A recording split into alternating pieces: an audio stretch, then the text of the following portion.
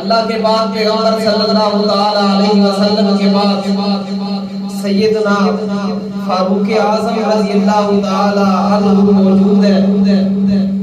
कहते हैं या रसूल अल्लाह सल्लल्लाहु तआला अलैहि वसल्लम, मुझे आपसे इस कदर मोहब्बत है, इस कदर मोहब्बत है या रसूल अल्लाह, दुनिया की सारी चीजों से ज्यादा मुझे आपसे मोहब्बत है, लेकिन मैं अपनी जान को मुकद्दम रखता हूँ।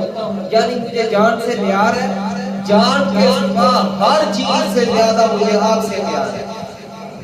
अल्लाह के नबी सल्लल्लाहु तआला अलैहि वसल्लम ने फरमाया, उमर अभी तक तेरा ईमान मुकम्मल नहीं हुआ।